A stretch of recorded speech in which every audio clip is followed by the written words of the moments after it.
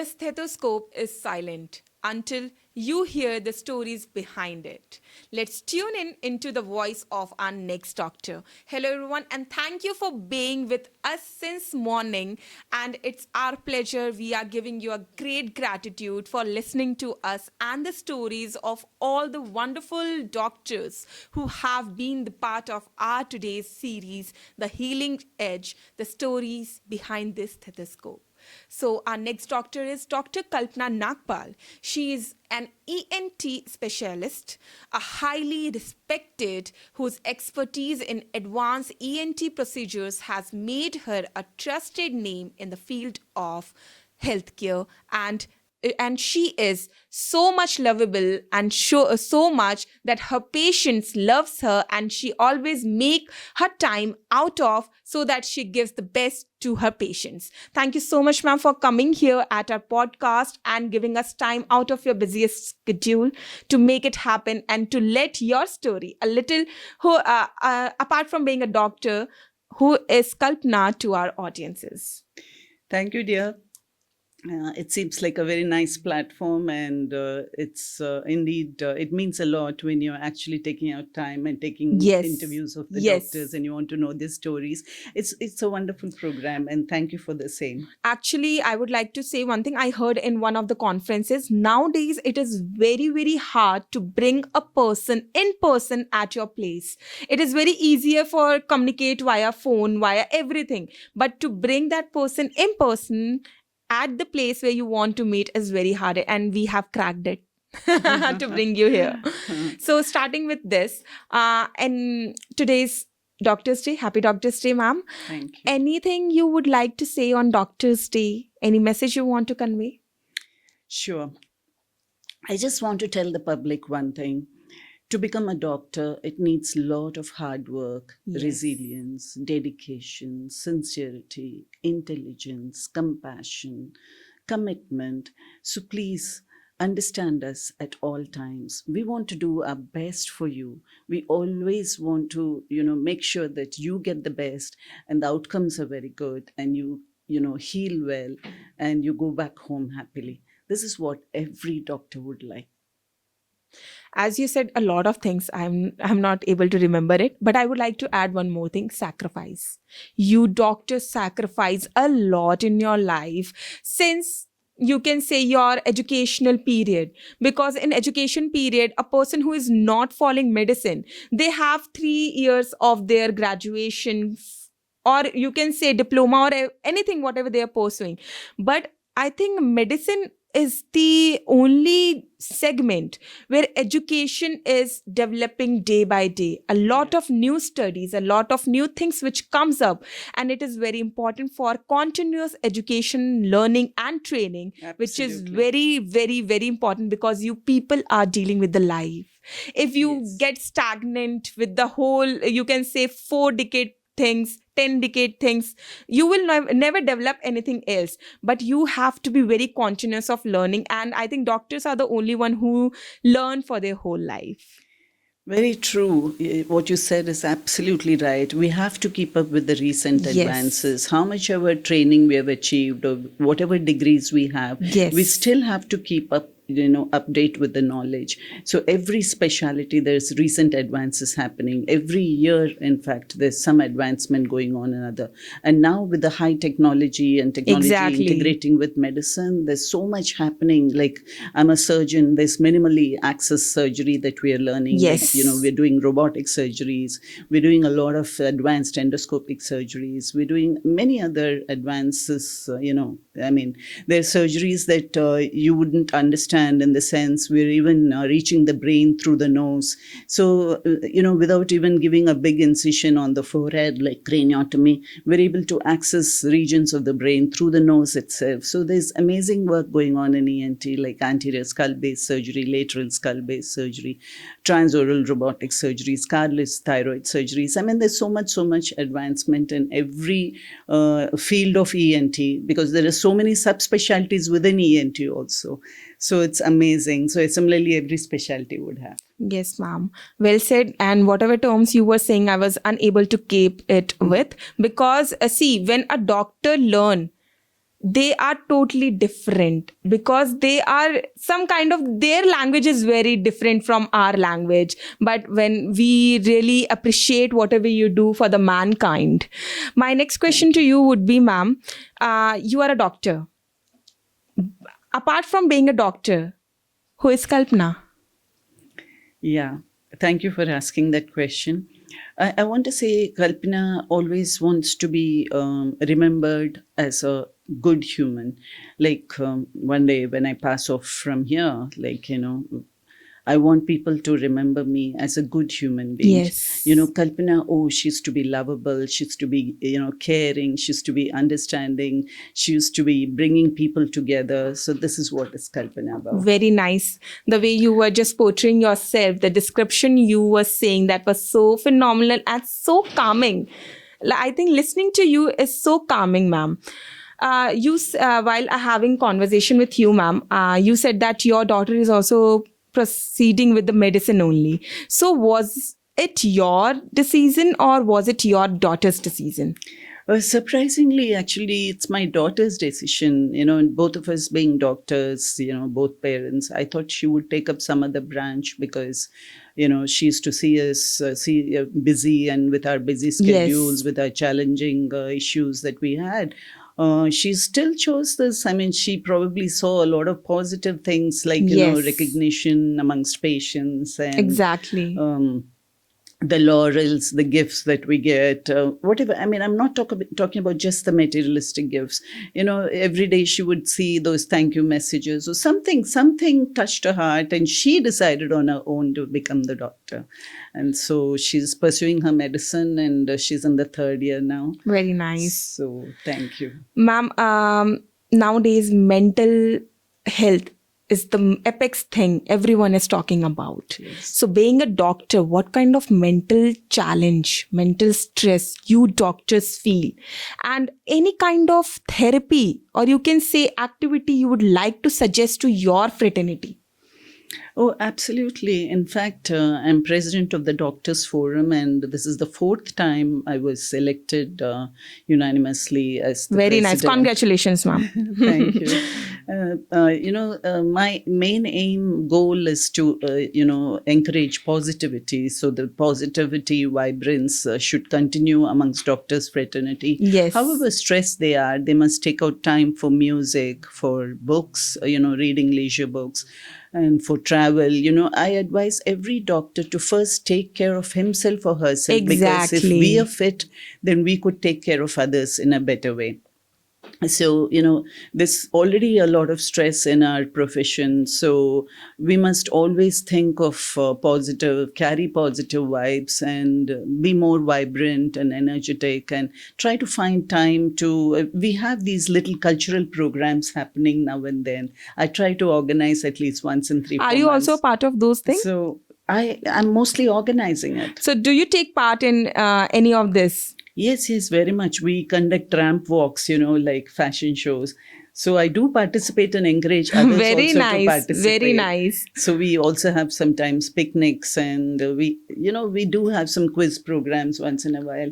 So some entertainment activities. And some activities we need to distract our mind. Absolutely. Apart from being a professional one. Even today for Doctors' Day, I organized this small lunch where, there was cake cutting by senior most doctors.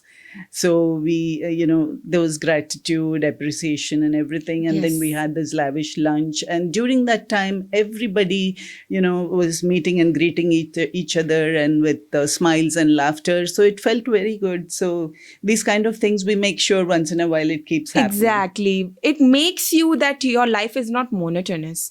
You have something, because you are a doctor, you must be knowing that. We have our heartbeat, right? And there is up and down, up and down. So if there is a stagnant line, that means you are dead. So in your life, there must be ups and downs.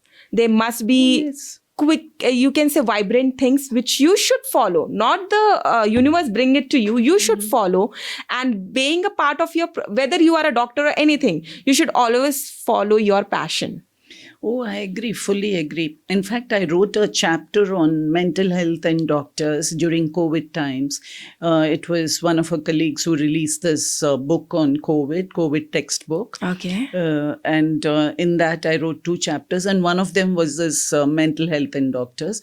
So it's really important to keep our mental health good at all times, because there could be some patients who are irritants in the sense, sometimes what happens, even if you have explained very well, they could be asking you 10 times the same thing. So you've got to have that patience, endurance, tolerance. So you can't react, because after all, they're patients.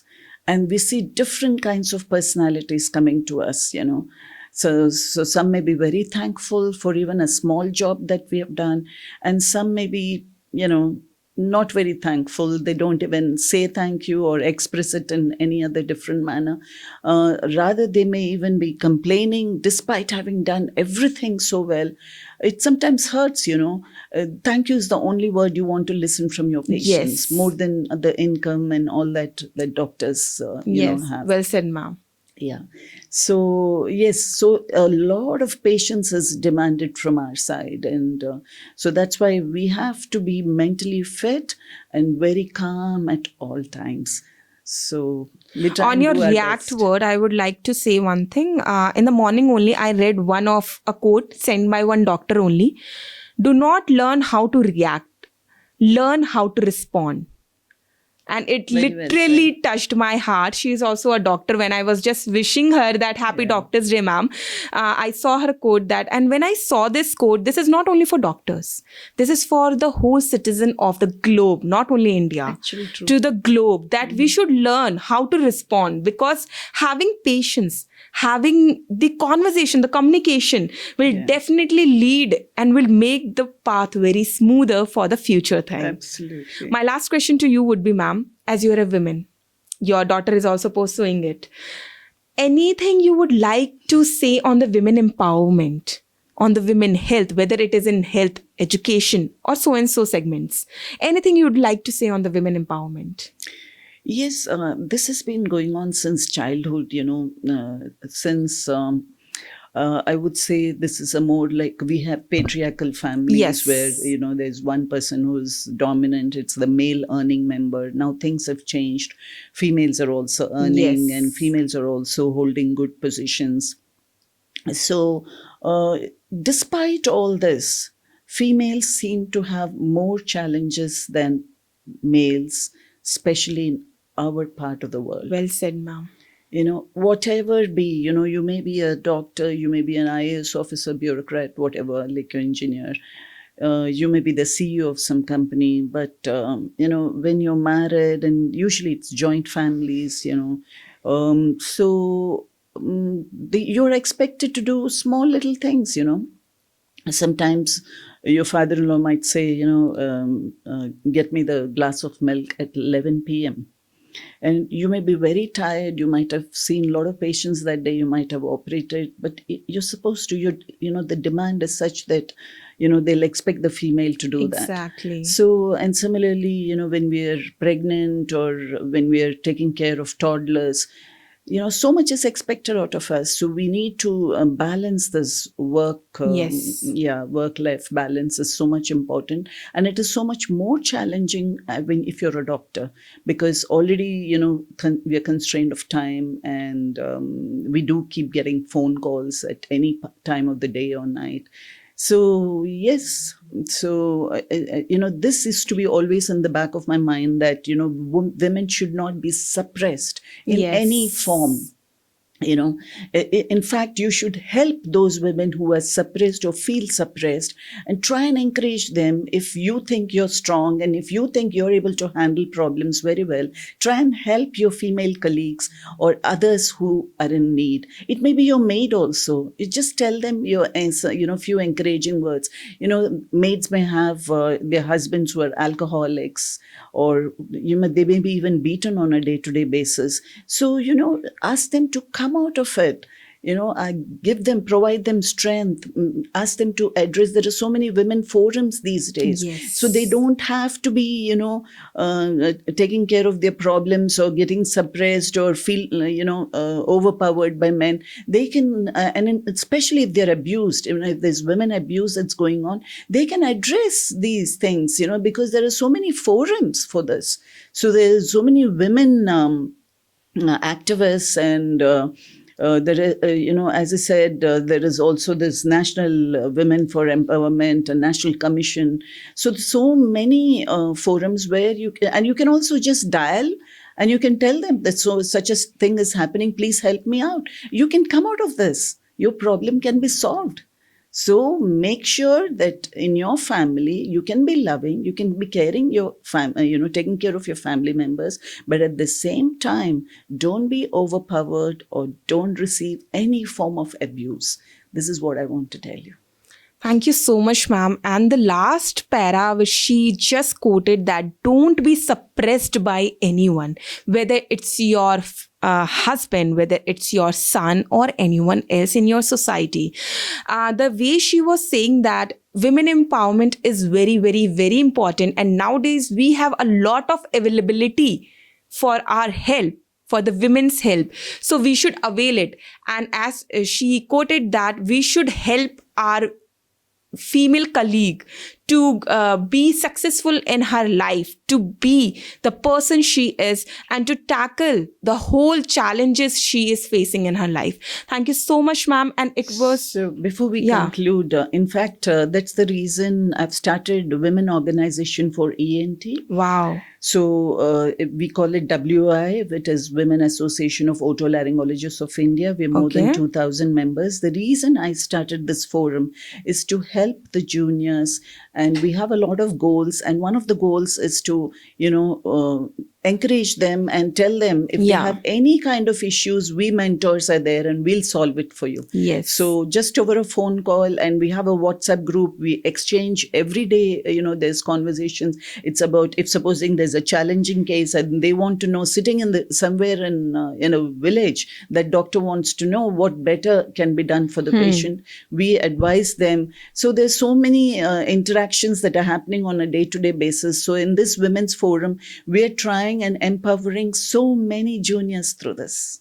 So I would request, if any junior, if any doctor who is a female needs any kind of help, please do contact ma'am, or do let us know. We will directly make you to get connected with ma'am. Thank you so much, ma'am, for such a beautiful conversation.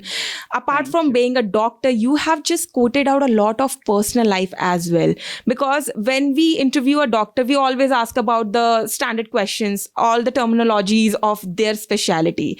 But the story behind a stethoscope has taken out all the natural thing from a doctor to the audience. Thank you so much for coming here, ma'am. Thank you. Thank you, ma'am. Thank you.